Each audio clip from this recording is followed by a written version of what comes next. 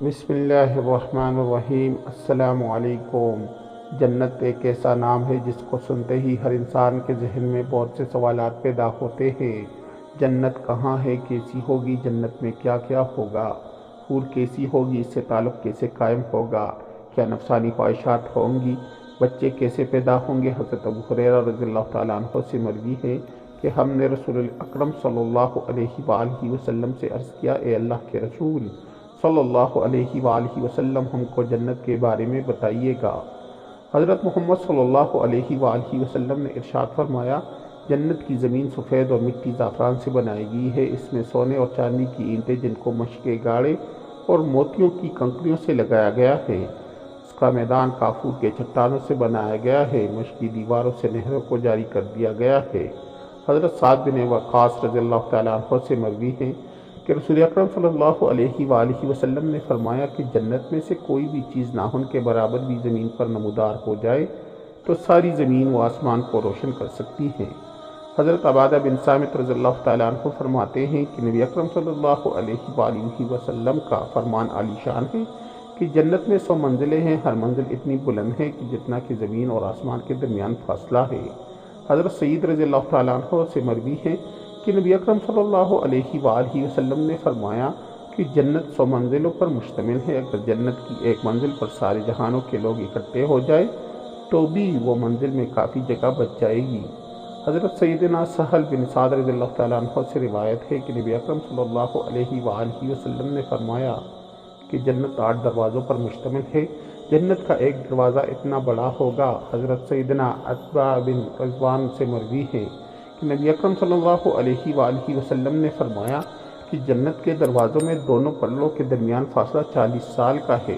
حضرت موسیٰ رضی اللہ تعالیٰ عنہ سے مروی ہے کہ حضرت محمد صلی اللہ علیہ وآلہ وسلم نے فرمایا کہ مومن کے لیے جنت میں کوکیر موتیوں کے مانند خیمہ ہوگا جو کہ 60 میل کی دوری پر مشتمل ہوگا۔ جنتیوں کے لیے ایسے باغات ہیں جن کے نیچے سے نہریں گزر رہی ہوگی۔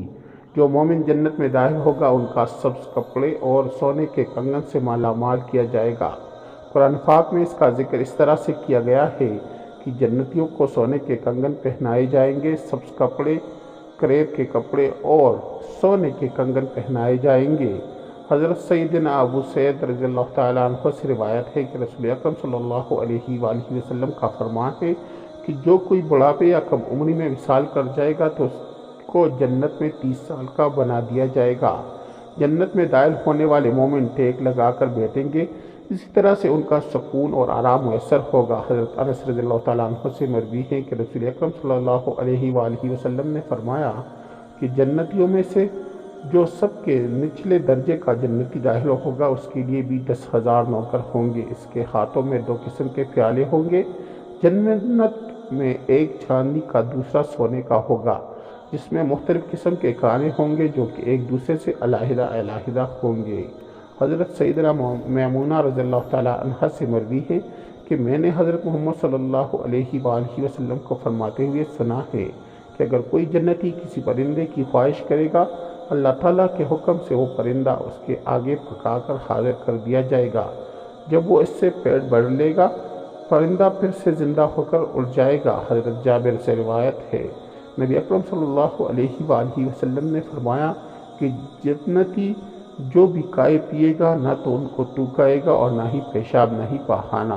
تو صحابہ کرام رضی اللہ تعالیٰ عنہم نے فرمایا کہ وہ کھائے پیے ہوئی چیز کو کس طرح ہضم کریں گے، تو نبی اکرم صلی اللہ علیہ وآلہ وسلم نے فرمایا کہ ان کو ڈکار آئے گی اور پسینہ مشک کی خوشبو جیسا ہوگا، وہ ہر سانس لیتے ہوئے الحمدللہ الحمدللہ کا ذکر کرتا رہے گا۔ جنت میں پینے کے لیے ایسی بہترین نشے کے بغیر شراب ہوگی جس میں بے پناہ خوشبو آتی ہوگی۔ جنت کا موسم اس طرح سے ہوگا کہ نہ تو جنت میں زیادہ گرمی ہوگی نہ سردی کا موسم دیکھنے کو ملے گا۔ حضرت ابو ہریرہ رضی اللہ تعالیٰ عنہ سے روایت ہے کہ نبی اکرم صلی اللہ علیہ وآلہ وسلم نے فرمایا کہ جنت میں ہر درخت کی شاخ تنہا سونے کا ہوگا۔ حضرت سیدنا بغار رضی اللہ تعالیٰ عنہ سے مروی ہے کہ جنت میں درختوں کے گچھے نیچے کو جھکے ہوں گے، جنت کے پھل اتنے جھکے ہوں گے کہ جنتی ان پھلوں کو بیٹھ کر اور لیٹ کر کھا سکے گا۔ جنت میں جنتیوں کو ایسی حوروں سے نوازا دیا جائے گا کسی دوسرے کی طرف آنکھ اٹھا کر تو دیکھنا دور کی بات ہے، کسی اور مرد کے بارے میں سوچے گی بھی نہیں۔ حضرت ابو سعید رضی اللہ تعالیٰ عنہ سے روایت ہے کہ نبی اکرم صلی اللہ علیہ وآلہ وسلم کا ارشاد ہے کہ جنتیوں کو 1000 نوکر اور 72 حوروں سے نوازا دیا جائے گا۔ جنتیوں کو ایسی حوروں سے نوازا جائے گا کہ حضرت انس رضی اللہ تعالیٰ عنہ سے مروی ہے کہ اگر وہ حور آسمان سے زمین کی طرف دیکھے تو زمین خوشبودار اور نور سے مالا مال ہو جائے گی۔ اس کے سروں کے دوپٹے ایسے ہوں گے جو کبھی بھی کسی نے دیکھے نہیں ہوں گے۔ حضرت سیدنا سعد ابی وقاص رضی اللہ تعالیٰ عنہ سے مروی ہے کہ رسول اکرم صلی اللہ علیہ وآلہ وسلم نے فرمایا، اگر کوئی جنتی زمین کی طرف نیچے دیکھے اور اس کی کنگن ظاہر ہو جائے تو کنگن کی روشنی سورج کی روشنی کو اس طرح سے مٹا دے گی جیسے صبح ہونے پر سورج چاند اور ستاروں کی روشنی کو ختم کر دیتا ہے۔ حضرت سیدنا عبداللہ مسعود رضی اللہ تعالیٰ عنہ سے مروی ہے کہ رسول اکرم صلی اللہ علیہ وآلہ وسلم نے فرمایا، ہر حور کی پنڈلی 70 بالوں کی باہر بھی نظر آتی ہے، یہاں تک کہ اس کی پنڈلی کا ماز تک دکھائی دیتا ہوگا۔ گویا اللہ تعالیٰ کا فرمان ہے کہ وہ لال و یاقوت اور مونگا ہے۔ یاقوت ایک ایسا پتھر ہے، اگر تم اس کے اندر دھاگا ڈالو گے تو اس کو بند کر دو گے پھر بھی تم اس پتھر کے باہر سے دھاگے کو دیکھ سکو گے۔